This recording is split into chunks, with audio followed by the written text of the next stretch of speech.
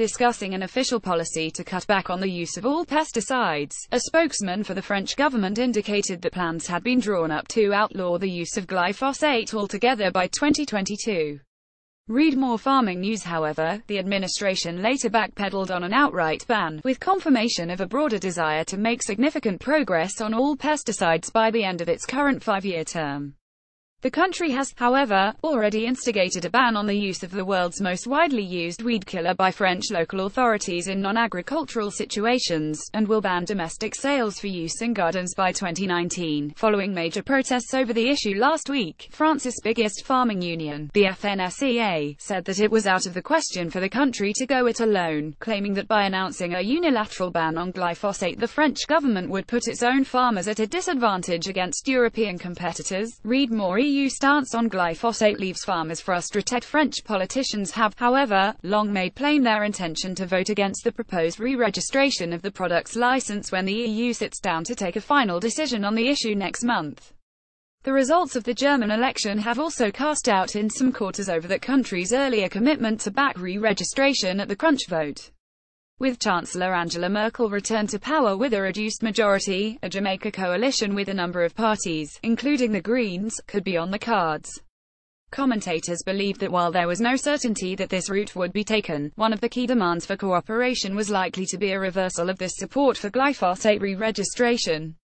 With the voting likely to be finely balanced, the loss of one of the major supporting member states could be sufficient to result in re-registration not being granted for the whole of Europe, a major blow to growers in the wetter areas such as Scotland. And with close to 1.5 million signatories, a petition for the ban of glyphosate under the European Citizens Initiative has made it the fastest growing ECI since the EU introduced the tool in 2012. Hint of breakthrough in devolved policy talks. There was a possible hint of a breakthrough in the long-running standoff on future funding of agricultural policy yesterday, following a meeting of the devolved administrations and UK Secretary of State for Environment, Food and Rural Affairs, Michael Gove.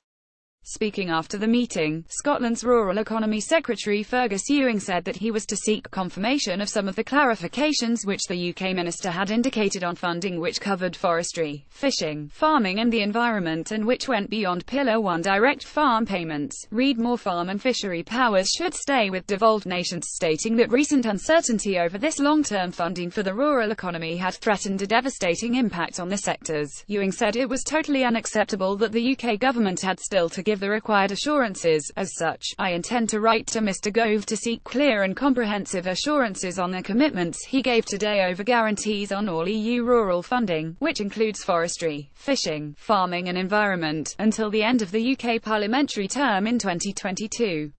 If this is the case, this is a welcome development, but one, as we have been pressing for over a year, that should have been made much earlier. Ewing also said Gove had committed to further discussions on the carve-up of the £160 million of EU convergence uplift, a review of which had been promised for 2016. He added Scottish farmers will not welcome more delaying tactics from the UK government as this money is long overdue and should have been returned to Scotland a long time ago, and I will continue to work for that outcome. Click here to like the Scotsman Business on Facebook.